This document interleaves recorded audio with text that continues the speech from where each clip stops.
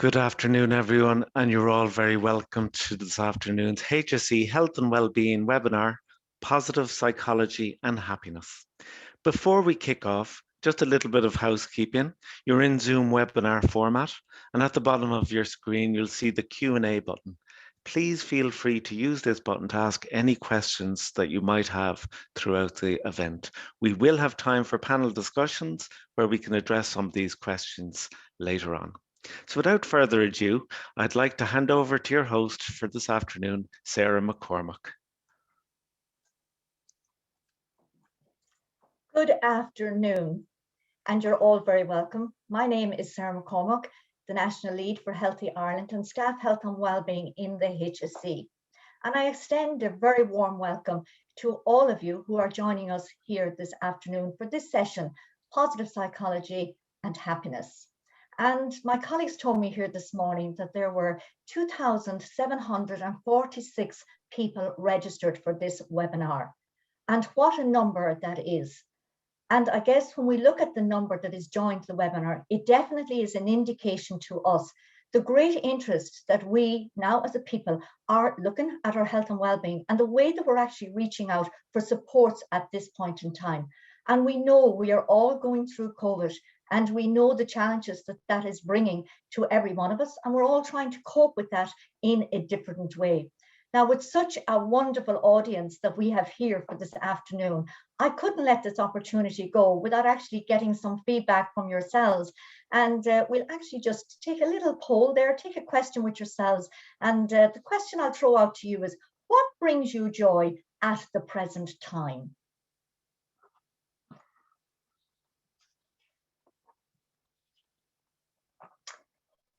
So recognizing during this last year of COVID that the demand that is out there and the interest, it's an ever-growing interest now from the people in their own health and well-being, we in the HSE started to develop and deliver out a number of resources to support the people that we need to support out there. And these resources consist of, first of all, we identified a number of webinars, like the webinar we have here today. And look, being honest, when we started doing them for our own staff, because we all know the impact that is hitting everybody in the world right now in relation to COVID. But everybody recognizes and says that those that's working in a health service environment are even more greatly impacted. But when we started, and one of our first webinars we ran out there was keeping well when working from home. But the great feedback that we were getting from the population out there got us to open up these webinars. So now we make them available to everybody, and everybody is always welcome in coming and joining us with them. And that's the great facility of technology, and what one good thing that has come out of COVID. So then another webinar that we actually got a lot of support on was there, a lot of interest, I should say, in was staying connected in these challenging times. And you know yourself that connection is so important when we're actually trying to cope with our emotions and cope with ourselves during COVID. And I just want to say that those webinars are available, they are recorded, and they are available on our HSE website. Two other great resources and very popular resources that I want to bring to your attention, in case you might not already know about them, is our HSE Stress Control Programme. The HSE Stress Control Programme is available at stresscontrol.ie, and I encourage all of you to take a look at that. And another fabulous programme of support that's available is Minding Your Wellbeing. And Minding Your Wellbeing is also available there, and you can just find it. Just simply Google, simple search, Minding Your Wellbeing, and it will come up, as it is very popular. And that Minding Your Wellbeing resource is there. It consists of 5 sessions, and those 5 sessions look at various things in supporting us, and it actually covers practicing self-care. It covers in relation to understanding our thoughts, exploring emotions, building positive relationships, and improving our resilience. And the one that we're zoning in more on today is that one about exploring emotions. And when we talk and think about our emotions, what comes to our mind? Joy, happiness, pride, love, gratitude. So we're zoning in today on the one about happiness. And I am delighted to have our guest speaker here today, Paula King, who is going to explore more with us on happiness. So a little piece of information about Paula. So Paula is director of Kingston College. Paula is a psychologist and leadership coach. Paula's profile has extensive academic qualifications. I couldn't even go through half of them here today, but they include an MSc in coaching and organization development from Portsmouth University. And Paula is a master certified coach with the International Coaching Federation. Paula holds accreditation from the David Copperrider Centre for Appreciative Inquiry. Paula has received many prestigious awards, which includes being the first executive coach here in Ireland to receive the Best Global Coaching Leadership Award in 2017. And in that same year, she also won the European Mentoring and Coaching Council European Coach of the Year. Paula's continuing learning and developments in positive psychology underpins her success. But you know, it's not just these qualifications that makes Paula the person that she is, but it is the way that she entwines them into her own personal qualities and values.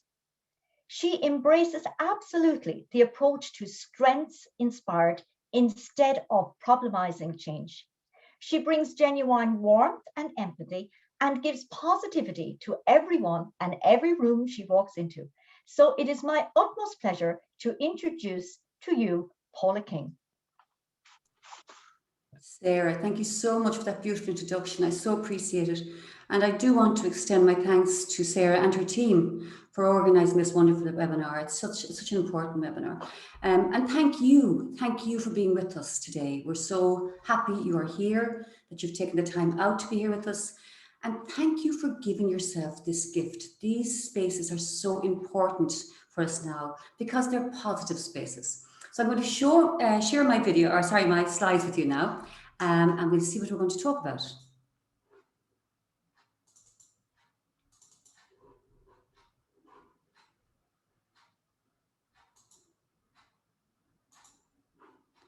Great.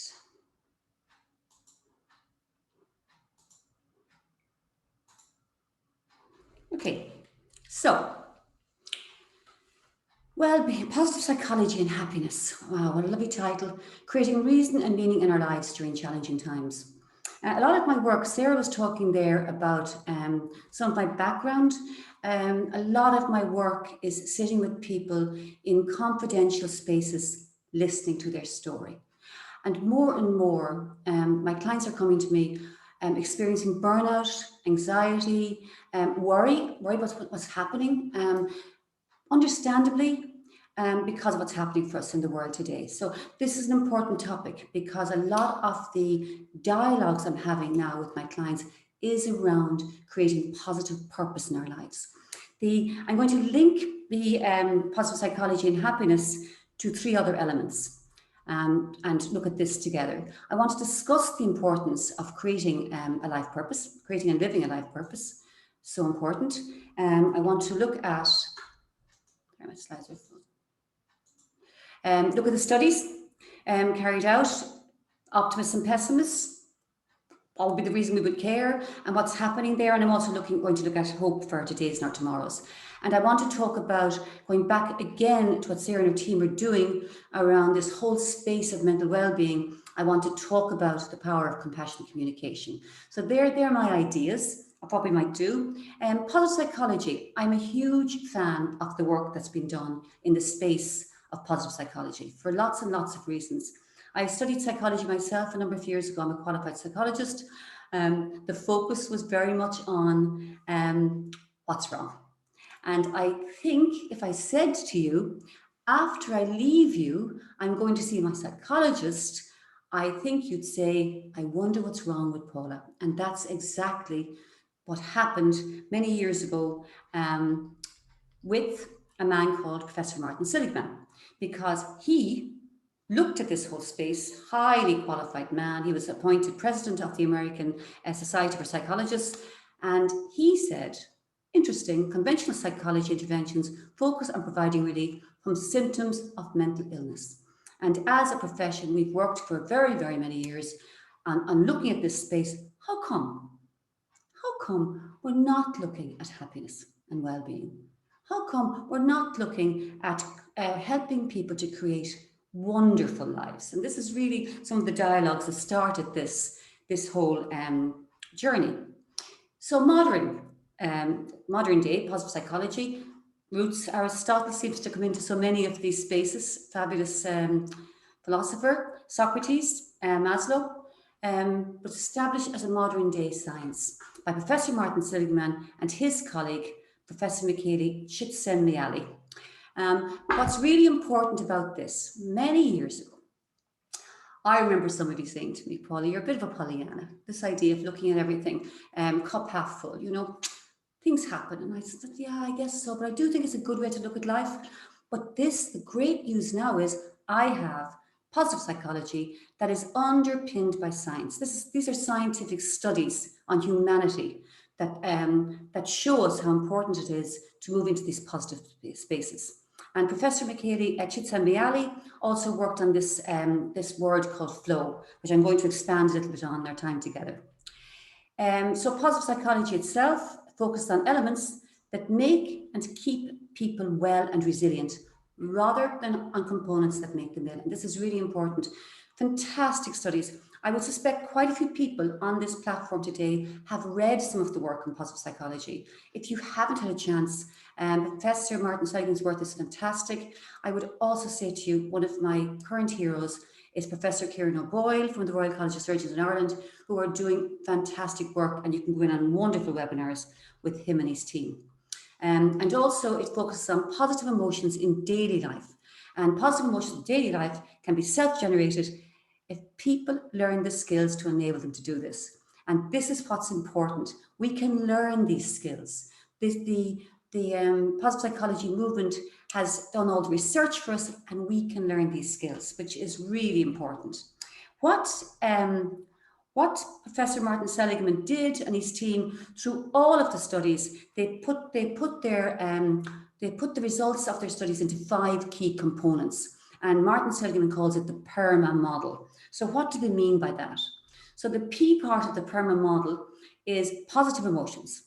And positive emotions are an essential part of our well-being. And I think you'll definitely agree with me there. Happy people look back on the past with gladness, look forward into the future with hope, and they enjoy and cherish the present. And I think if you know any happy people, you would think, yes, that would resonate. That seems to happen there. So engagement. When we focus on doing the things we truly enjoy and care about, we can begin to engage completely with the present moment and enter the state that Csikszentmihalyi calls flow. And now that's when you're doing something and you're so engrossed. Maybe you're somebody who loves cooking. Maybe you're a gardener. Maybe you're somebody who's creative. Maybe you like painting. Whatever it might be. And I come to you and say, do you know it's 3 hours later? And you go, honestly, the time has flown because you're in flow. And what positive psychology would teach us is the more often we can go to this place called flow, the more positive we will feel and the happier we will be. So it is a good thing to think about. Relationships. We're tribal people.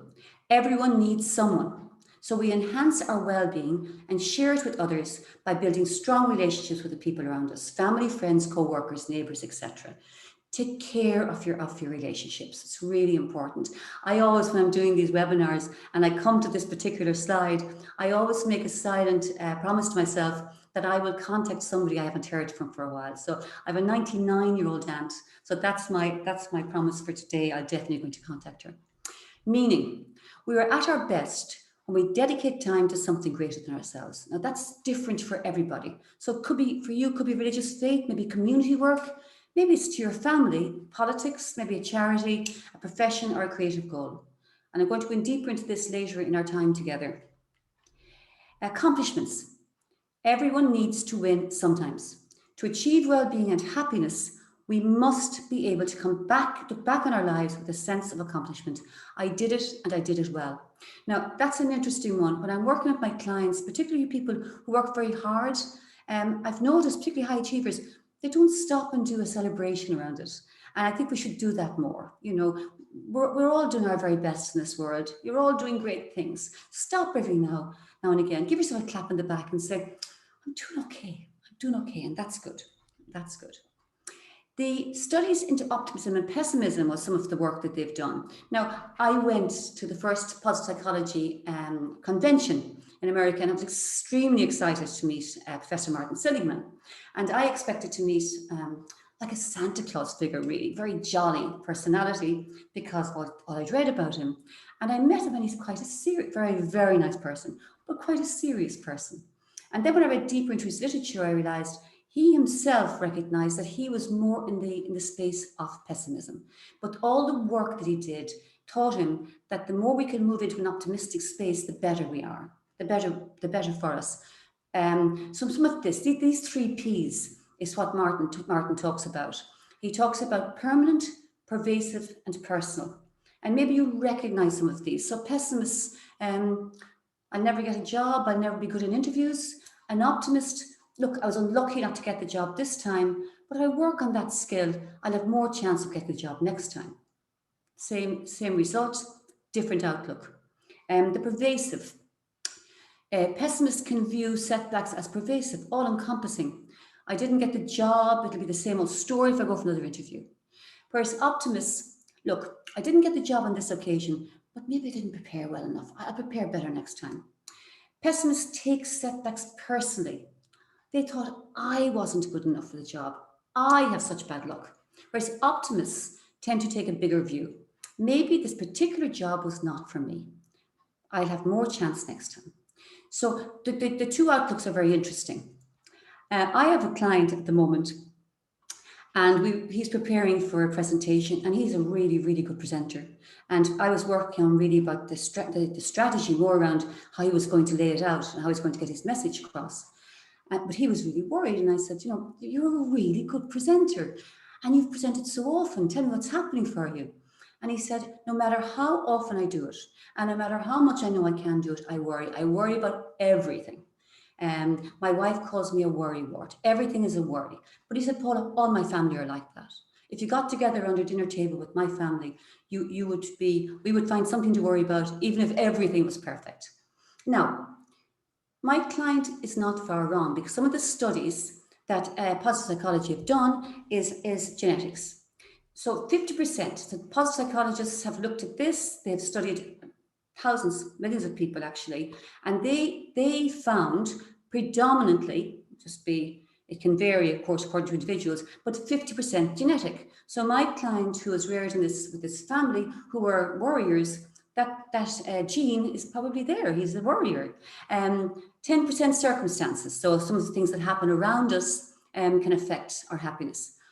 40% is in our control, according to positive psychologists. Now, I'll take that. 40% is a pretty high percentage. And they're saying if we choose, we can control our happiness. We can develop the skills. We can develop the neuropaths if we choose to do so. And some of the techniques they talk about that I'm going to share with you are really, really useful in this space. So happiness itself. I Googled for today. I went through loads and loads and loads of definitions of what happiness is, and there's lots and lots of them. In the field of positive psychology, they often define a happy person as someone who experiences frequent positive emotions, such as joy, interest, and pride, and infrequent. And that's important. A happy person, it doesn't mean that a happy person does not encounter moments when they feel sad, when they feel negative, when they feel anxiety. Of course not. But what the studies show us is a happy person goes more often into the space of happiness. The reality is, as human beings, we can't live in a world called happiness. It just is not something we can do for loads of reasons that I'm sure you understand. One of them would be, well, what would we do anything else for? I mean, if you're sitting in a happy space and you're totally happy, what else is there to achieve? So, but I would be definitely saying we need to go there as often as we can, and because that is an important space to go to and a lovely space to be in. I ask lots of people, what makes you happy? And I get lots of different answers. So I approached this wonderful lady. This is Caroline. Caroline is a senior nurse in Boston, in one of the largest hospitals in Boston, working on the front line, doing it. You can imagine her life at the moment is pretty challenging. Through it all, this is actually my sister, and I love her to bits, but I watch her, and it's not that she has not got tired through this very challenging period. I rang her after a shift where she's in tears because maybe she's lost a patient, or it just overwhelms her. But she comes back, and that's really interesting. So I asked her, would she send me a list of the things that make her happy, expecting to get maybe 4 or 5. This list arrived within, I'd say, she was on her break. I'd say this list arrived within 5 minutes. So it struck me, she is somebody who has cultivated the capability of recognizing the good in her life. So all these wonderful things, lighting candles, first snowstorms, evening falling, her patience, and then leaving work after a 12-hour shift. So many wonderful things. And these are the things that make my sister happy.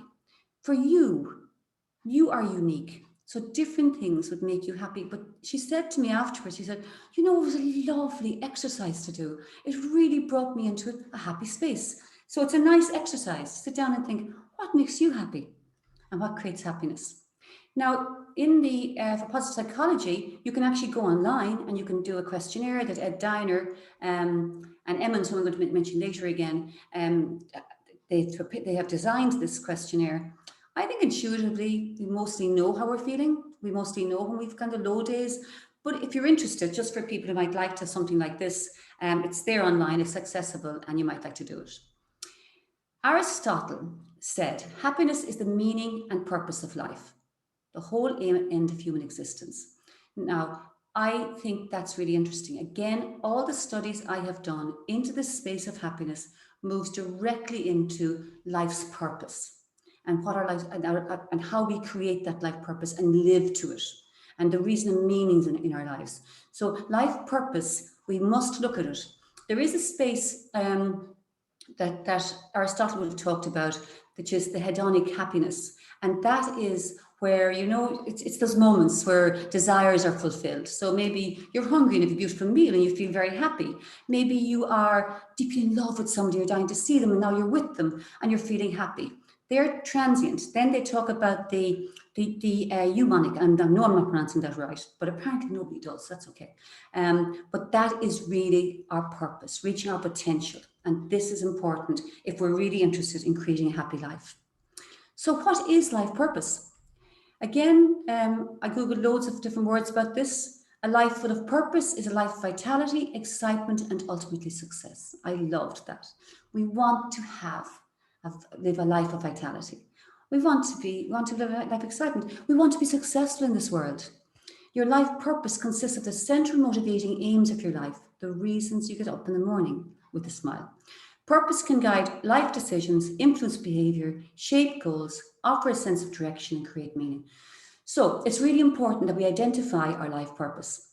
I ask a lot of people, because this is of interest to me, what is your life purpose? And I get lots and lots of different answers. I might get from young parents, my children are my purpose in life. They bring me joy and happiness, and that gives me purpose. My job, depending on where you are in your life. It could be traveling. It's totally different for every single person. We can't go into a supermarket, as I always say. You can't go into a supermarket, look up in the shelves and think, I think I'll take that particular life purpose because that sounds very nice and would suit me. We're unique human beings, and we need to go back into self to really figure out what is our life's purpose. It's very personal for all of us. Is it an easy question to answer? I think if you're sitting there, did you write down immediately to say, this is my life purpose? Most people I ask, most of my clients go, it's not something I've given a lot of thought to, which is interesting considering how important it is as human beings. Also, I thought you'd be interested in some science around it, because there's one thing me saying, and even maybe Aristotle saying, we need to live a life of purpose and fulfill and have a reason and meaning in our days. Research can be useful. So I did some research. I found some interesting results. One of them I thought you'd be interested in was the most prominent and well-referenced study that I found. And this study was conducted by Randy Cohen and his colleagues. And as part of the study, over 136,000 people were evaluated and followed for about 7 years. So that's pretty rigorous. I think we'll take that as being a rigorous study. The average age at the start of the study was 67 years old, And as the people in this subject in this subject passed away or faced faced health issues, the researchers found an interesting piece of data. So what did they find? What they found was the analysis showed a lower risk of death for participants with a high sense of purpose in life. After adjusting for other factors, mortality was about 1/5 lower for participants reporting a strong sense of purpose. So that's an interesting one. The other person I think is useful if you're interested in kind of research is a lady I particularly like, Carol Reef, RYFF, I think it is, Carol Reef. And she has done a lot of work in the space of happiness. And she would say that purpose and reaching our potential is really important for human beings, whether they are 20 or whether they are 90 or maybe 120. So it's a lifelong journey. To help us on the journey and to give us a roadmap, I'm going to work on a model that I use in my own practice, which is called the ROSE model. And the ROSE model is, the R stands for reason to exist, O is optimism, S self-identity, and E is empowerment. So it's a blueprint for us to discover our authentic self and to begin living it. Because living our best lives and striving to be the best version of ourselves is a journey towards true fulfillment, happiness, and well-being. So let's go into our reason to exist. As human beings, it's an imperative that we create meaning in our lives, both in work and play. Living our best lives and striving to be the best version of ourselves is a journey towards true fulfillment and happiness. So that is, if you think about reason and meaning, and we're standing today talking about happiness, then we do need to consider this. What is our reason and meaning for life? And the person I was most inspired by, that you may have heard of, because I know it's very famous, was Viktor Frankl. So he wrote the book Man's Search for Meaning. Hugely impacted me. I couldn't even explain when I was reading it, the shift as I was reading in myself as a human being. Now, Viktor Frankl was an Austrian psychiatrist. He survived from 1942 to 1945 in several Nazi concentration camps, including Auschwitz and Dachau. And from that book, he sold his he wrote the bestseller. Nobody wants to learn from such an horrific incident in this world, but it happened. And I suppose for us, it is taking those learnings. What he said was, man can be taken from everything but one thing, the last of human freedoms, the choice of personal attitude to a set of circumstances and to decide his own path. So what he observed as he went through these camps and viewed horrendous instances. I mean, people lost, their clothes, their dignity, the food was horrendous, the treatment was awful. But he noticed that the people who survived were the people who had meaning in their lives, the people who were aching to go back to something. He was aching to go back to his work. Some people were aching to go back to their families. It gave them meaning in their days, which was so important. This is I don't know if you've read this book, but 2010, this writer released a book entitled Blue Zones, Dan Brutner. Blue Zones, Lessons on Living Longer from the People Who've Lived the Longest, in which he studied areas in the world home to the longest living residents, including Okinawa. What he discovered was that though they may have a different word for it, ikigai, or having a purpose in life, was a strong uniting link. So it's good for us to find our ikigai. I hope if there's anybody Japanese on this platform, I hope I'm pronouncing that word properly. I did go into Google Translate and listen to it, so I'm hoping I'm pronouncing it properly, but forgive me if I'm not. The word is there anyway in writing, so ikigai. And look at these lovely ladies. I just think they look so happy. So these people who lived up to 122 had a purpose. And some of them found their purpose later in life, or they renewed their purpose later in life. But it's telling us something, which is really important. This is the ikigai that they talk about. So what you love, your passion, your mission, maybe what the world needs, maybe it's vocation, maybe it's something that you could get paid for, what you're good at. So what creates your mission? So I've started to share some of this work with my clients, and I say, well, what's your ikigai? And we talk about that then. It gives us a smile. So that's really important. Optimism. Every study that you do around mental well-being will talk about hope. To be optimists, have an optimism in our days, and hope and optimism for our tomorrows. So we do need to be hopeful and believe our tomorrows will bring happiness and contentment. That's really important, and there's plenty of studies to indicate that. I'm also going to talk very briefly here about a subject called appreciative inquiry, which you may have heard of. It comes from the work of a man called David Cooper Ryder, who observed that people move in the directions of their questions. So these are the principles of appreciative inquiry. The work is fabulous if you haven't heard of it. It guides a lot of my own beliefs in life. So if you think about the constructionist principle, words create worlds. Reality as we know it is subjective versus objective state, and it's socially created through language and conversations. It's really useful if you're with a person and you can hear them being very negative in their language, to maybe assist them to bring some positivity into their language, because words create worlds. And we want to create, if we're really thinking about being happy, then we do need to start thinking about words we are using. The simultaneity principle is at the moment we ask a question, something happens, so something shifts. And particularly in the world we're living in now, it's good to ask people, how are you? And to truly listen to what they're saying. I sometimes find when I say to somebody, how are you? I might get the famous, wonderful Irish answer, I'm grand, back. But I do persevere and say, well, what does grand look like? To talk about it, and it does create a conversation. So a question shifts. The positive principle is asking positive questions. And some of that is around maybe the assumptive question, like what 3 things are you looking forward to? What 3 things did you enjoy today? So that assumptive question around bringing us to a positive space. The anticipatory principle is really important because human systems move in the direction of their images of the future.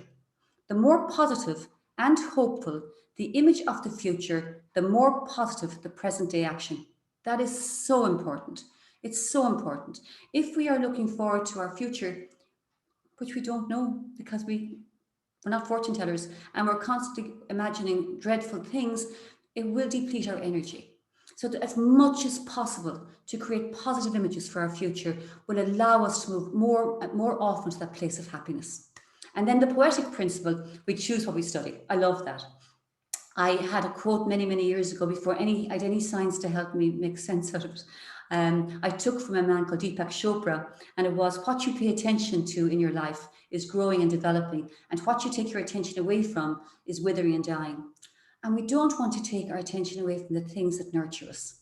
We do need to take care of our healthy relationships. We need to take care of what brings us joy and happiness, and maybe allow the things that aren't serving us to wither and die. That could be useful. And neuroscience, of course, now, all the work on neuroscience would validate this, because we now know that we can create new neuropaths in our brain if we really focus on it. So we can choose what we study. So a few principles there from appreciative inquiry. And the S, self-identity and strength. Every person, you are a unique individual. You have your own unique strengths, which, when we recognize them, can assist us to develop those strengths. And there's a lot of work done, continue our journey through the work of positive psychology. They've done phenomenal work in the space of strengths. Sorry, back here 1 second, because I just want to finish something there. So this space of strengths, if we work to our strengths, every indicator would say to us, we will feel more positive and we'll feel happier. The next slide I wanted to show you actually comes from the work of a man called Rosenberg.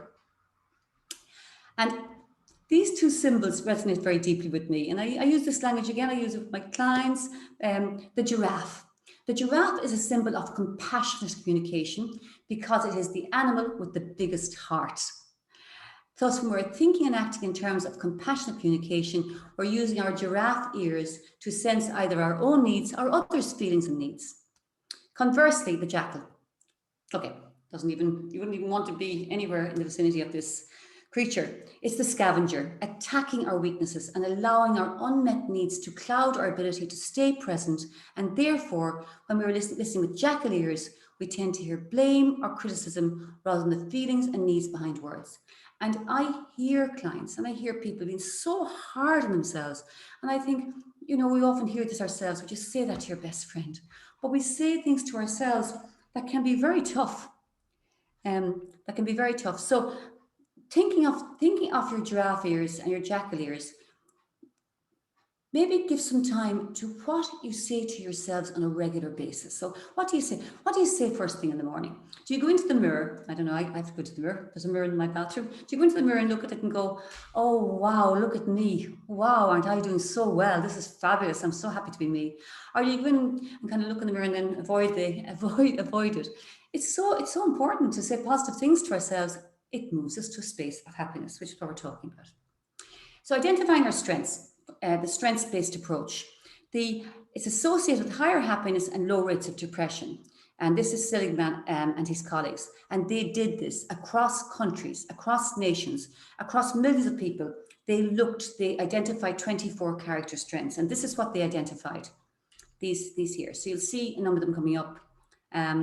So under justice, fairness, leadership, humanity, kindness and love, maybe authenticity, maybe creativity. And you can go online, which I think is great, and you can do a free, what they call a value indicator assessment. And I think when you go online, they may ask you, do you want to get a deeper one and pay for it? But that's not necessary. The free one is as good as you can get. It's fabulous. You can go in, it'll come back with your 5 top character strengths. And I just think it's so wonderful to be able to do that. And I find myself, so you won't be surprised to hear this, I'm a coach. One of my top 5 character strengths is curiosity. When I hit walls, when I feel a bit down, when I'm struggling with a problem, I stop. I've trained my brain to stop and think, okay, what strength could I use here? If it's curiosity, can I be curious about what I'm going to do about this? And it helps me to move to a positive space. So I would really recommend it. Fabulous work. The yes-no exercise. I say this to all my clients. This is so important. It's wonderful to be a giver, but not to the detriment of your well-being. If you find that you are exhausted at the end of the day, that you have very little time for what's important, this is a very simple exercise to do. Make a list of everything you said yes to during the day, then follow that by making a list of everything you said no to. Look at the list and remind yourself that every time you said yes to anything, you are automatically saying no to something. It's like that balance. So you said yes to going for a walk, you said no to not getting exercise today, whatever it might be. Or you said no to giving yourself some time, therefore you said yes to everybody else and now you're tired. It's a really good exercise and it might reveal some interesting patterns. And we need to be very conscious of our patterns. We all have patterns and paradigms that are so innate in us that we don't recognize them a lot of the time. Watch for that. Notice what you do every day. For example, are you somebody who presses the snooze button every morning on your phone when it comes off, or your alarm clock, and go back to sleep? And are you somebody then who says, I don't have any time during the day? And if you maybe said to yourself, that's a pattern that I have control over, I could change that and maybe give myself more time. Little things. Self-care. And Sarah tipped on this, and the work Sarah and her team are doing are very linked to this. Self-care is not self-centered, but rather a way to increase intellectual and emotional commitment to your work and life. Looking after yourself is not selfish. Self-compassion is not selfish. And there are 2 kinds of erosion to be aware of: the meaning burnout and caring burnout. And I am meeting people recently, a lot of people are hitting burnout. We need to consistently check in on our own motivation and satisfaction with our work, and equally expect the best of everyone. So it's important to present as our best selves, and equally important to expect everybody else to do it. Presenting as our best selves and expect the same from colleagues and others in our lives.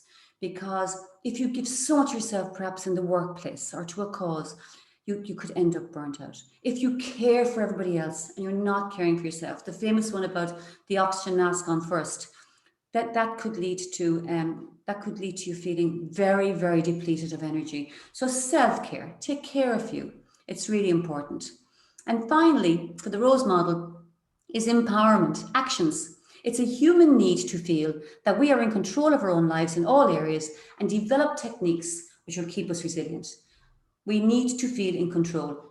I often meet clients who hit overwhelm, and they say to me, I just feel out of control. It's so important to know, really, we're never really out of control, because there's always one thing we can control, and that's ourselves. And that's really important to remember.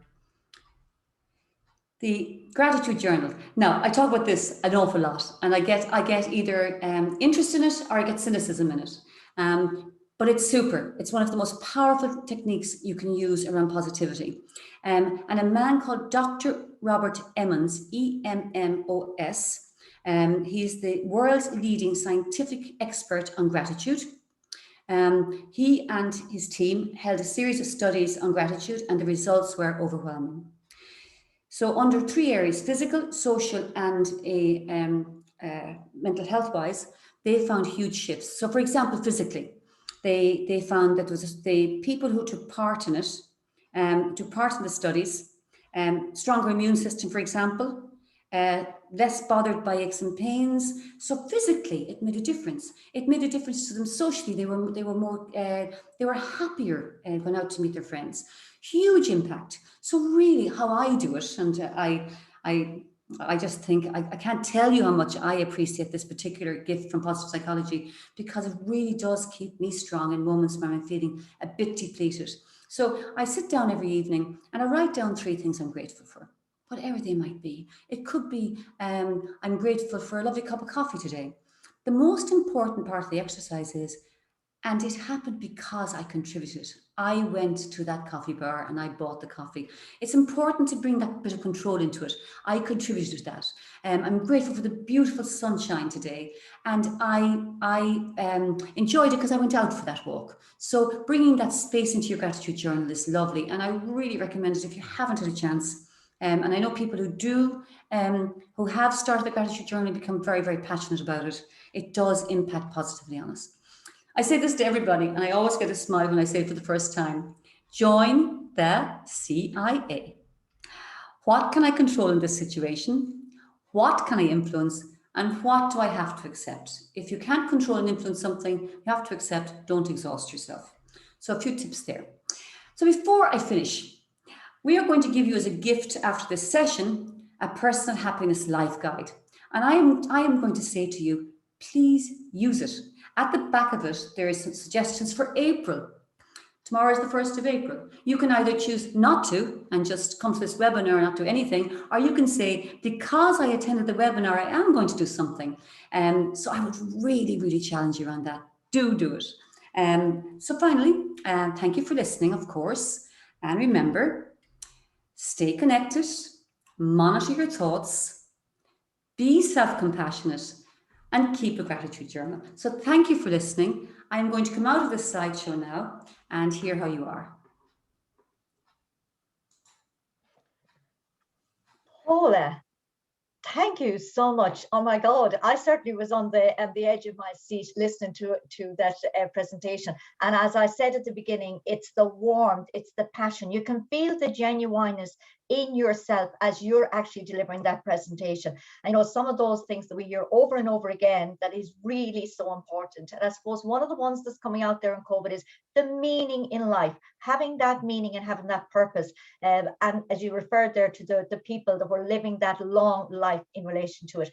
Paula, there's just so many things there that I could talk about, but what I'm going to do now is I'm going to invite in my 2 HSE Health and Wellbeing colleagues to join us, and we look at the questions that have come in the panels, and we'll have some discussion. So I'm delighted to introduce to you my audience, wonderful audience here, Anne Sheridan, my colleague here, Program Manager for Mental Health and Wellbeing in HSE Health and Wellbeing, and Teresa McElhinney, Senior Health Promotion and Improvement Manager there.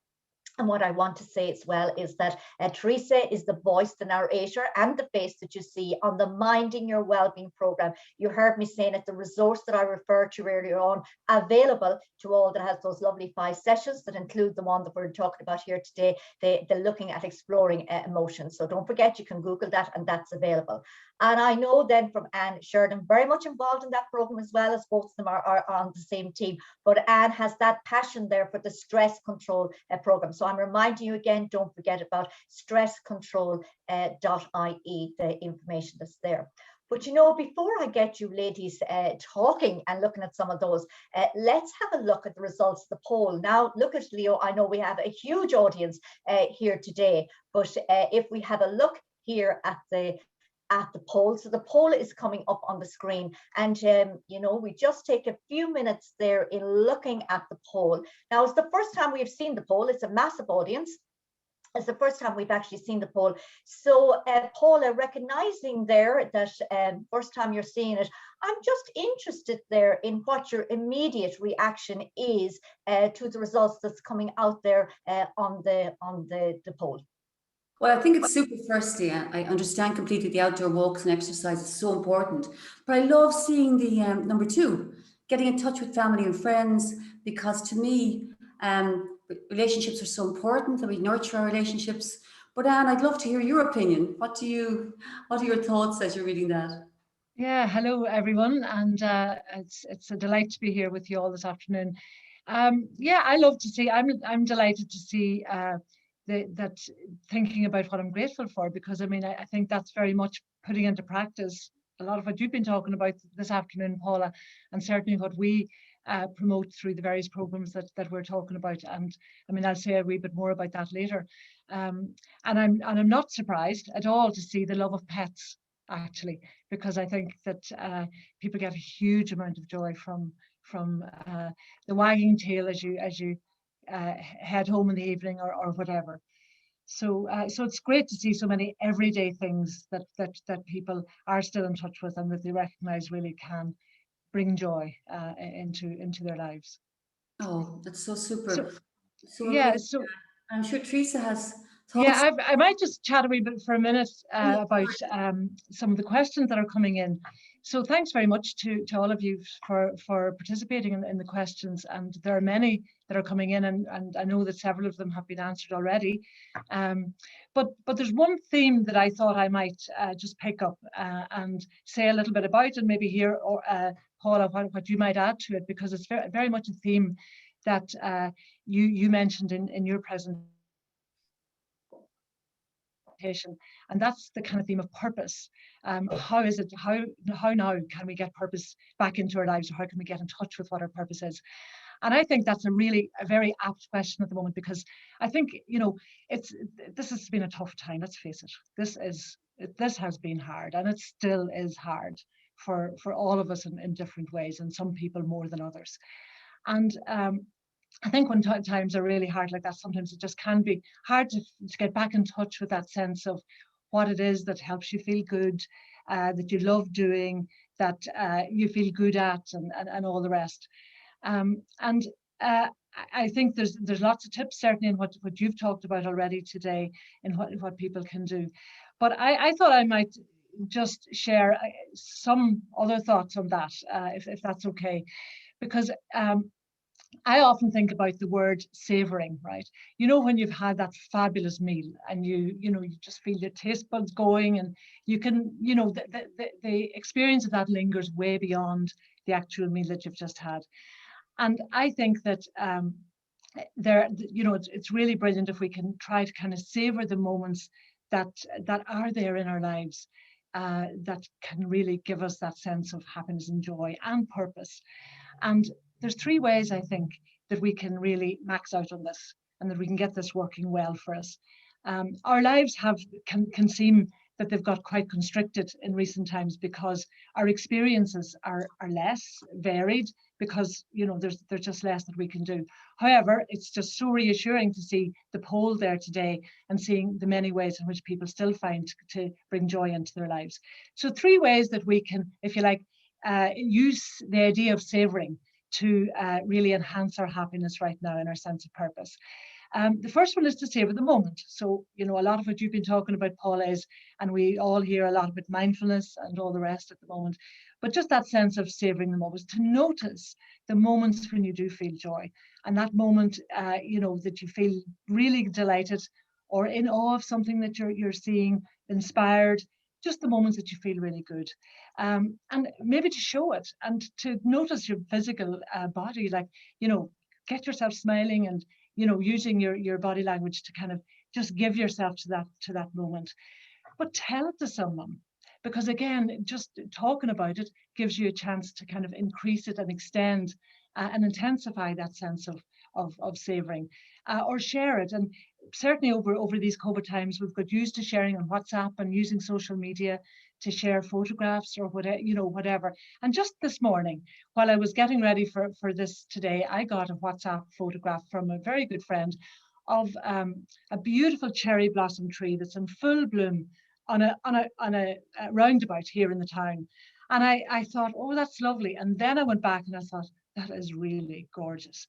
That is beautiful. And, like just even given the moment a little bit more of a moment to really appreciate and enjoy it, that helps to build that sense of positive emotion.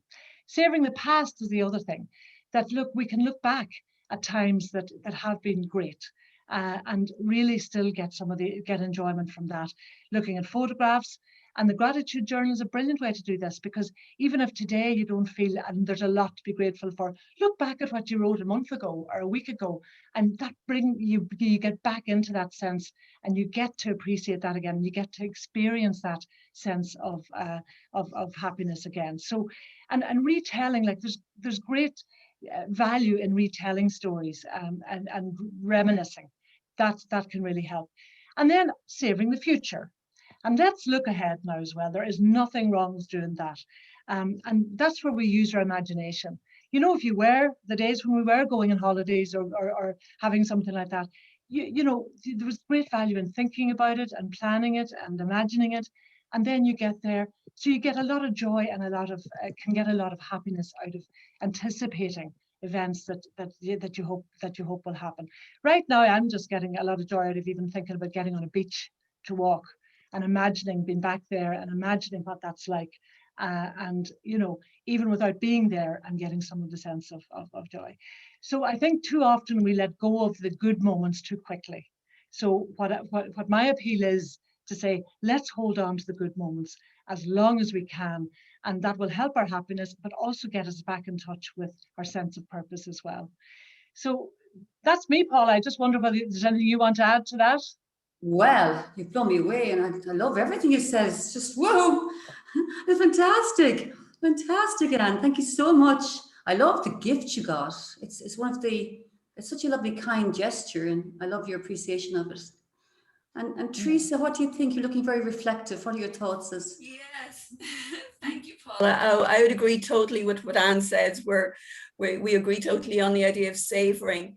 But I think particularly with the times that have been in it lately, and some of the questions coming up reflect this, of that people are finding it hard to find purpose and are wondering, how do I pull myself back up? I'm aspiring to happiness, but how do I get there? And sometimes when we feel like that, we kind of think about waiting until we're happier before we do anything. I'll wait until I feel better before I try and maybe make a change or do something for myself. And what we need to do perhaps is say, okay, let's see what small thing can I do here to make a change in my life, to make me feel better. And the basis of that really would be around self-care. How am I looking after myself? What am I doing to help boost my mood? That lovely list in the poll, all of those will have an impact on our well-being. So even trying to do one of them, because when we do them, we'll feel better, but we mightn't feel better until we start doing them. So if we wait until we're happier or wait until we're motivated, we might not get there. So it is about actively seeing what can we do for ourselves. We have a lovely little tool we're hoping to send to you very shortly from Minding Your Wellbeing, and it's called a self-care toolkit. And that...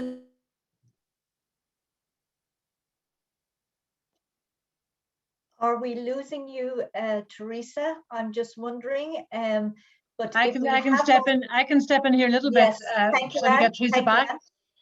You, Teresa's talking about the Minding Your Wellbeing program, which Sarah, you've already referenced, and we're at the moment building some resources to go with that program. So these are going to be practical, downloadable resources that any of you can print off, and that will just give you kind of a guide, if you like, to applying some of the tips and the learning that are there in the Mental Health and Wellbeing program. So we're just in the process of completing those. So we'll send those out to everybody on this webinar in the coming weeks. And I suppose that I'd come in there and saying is, and thanks, Anne, and for the resources. And as Paula has also referred, as we're actually going to be sending you, and thank you to Paula and our colleagues there in Kingston College there in sharing with us about, you know, that happiness plan that we can actually work out of. And Paula, one thing that resonated with me there when you were just talking was the giraffe. You know, that really has stayed with me. The giraffe, the big heart, and the ears and the listening, you know, and I know that Anne probably has some more questions to come in there from our audience, so I don't want to take away from the questions. That was just one of the things that resonated with me as well. No, thank you. And I just glanced through the questions there, Sarah, and just to reassure everybody, there are some really deep questions there, but we will address every one of them afterwards. So, and we'll put it up, I think, on the website. Just, I hope that's fair to say, Sarah. Absolutely, absolutely, and thank you, Paula. Brilliant questions. So feel free to take any of them, discuss them. Absolutely. Yeah. I think one that I just looking through there, there's definitely sort of a thread there when things are going not so good for me, or I think somebody's talking there about maybe situations where there's too much coming at them that they're kind of thinking, how will I cope with this, and have we any tips or techniques? You know, if it's possible, and I don't know if it is for the people who are asking the questions, if you could reach out to somebody to talk to them. Again, Sarah and her team have some, I fair to say, Teresa and Anne and Sarah, yeah, there's some great resources. If you're feeling lonely, or if you're feeling, gosh, I don't have somebody to talk to at the moment. Somebody was saying there about people being away and maybe feeling a bit lonely. Please don't feel you are alone. There are lots and lots of supports for you. You can definitely contact these amazing people who will be there to support you. I hope that's fair to say. I think one of the things that we're always trying to say is, look, that the idea of asking for help is a sign of strength, rather than being seen as a sign of weakness. And sometimes let's face it, we've grown up with that idea that sometimes asking for help. And so one of the things that has for people, and sometimes I find it hard to ask for help, but what's helped me over the years is getting used to asking for help for the smaller things. Because if you get into the practice of doing that, it gets a bit easier to ask for help then for the bigger things. But just remember that there's always somebody in your corner, and that it's a real privilege to be asked. Where somebody confides, you know, when I feel confided in by a friend who's having a bit of a down day, that, you know, you feel very delighted and pleased that and privileged that you are. But let's face it, we're all having down days at the moment. So I think that it's just really important that we acknowledge that the day that the things are not going well for you, hopefully they're going to be a bit better for somebody else that you can talk to. But be assured that, look, everybody is having some struggles of some sort. But asking and just sometimes it's not that you need anyone to say anything, but just even talking it out gives you a perspective. And that can really, really help in itself. Just putting out there in words what's actually happening or how you're feeling, that just can be really, really helpful in itself. Thank you, Anne. And Teresa, again, could we hear some words of wisdom from you around this space, please? Yes, sorry, I'm not quite sure how much of you heard. I think technology was having a bit of a joke with me. You're back. Yes. Again, I suppose one key area is that because of pandemic and lockdown, that having relationships and connecting with people has been more challenging. So we do have to be as creative as we can be around connecting with people. And again, some people just don't want to be on Zoom, but again, it may be the telephone, it may be writing letters, it may be just sending a little photo, whatever way that makes you feel connected, even looking at your own old photo albums or anything that reminds you on friends and families and good times.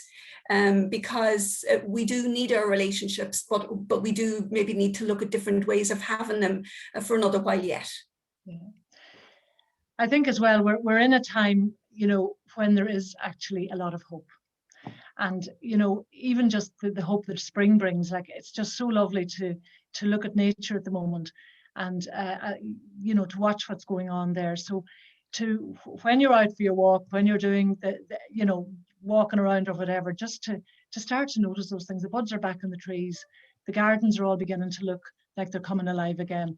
And it's amazing. There's just such a wealth of evidence now saying about the impact of green, if you like, on our well-being. So just getting out into nature, and experiencing that, but noticing, and that's I think can really help to boost your happiness and boost your well-being overall. Well, I'm going to say there's a lot of great information there. Look at Paula and Anne and Teresa, and look at all that Paula shared with you there about the resources they're referring back there. And Paula, I love that PERMA model. Absolutely, the ROSE model. Would actually take them. So if you take some of those and the linking into it.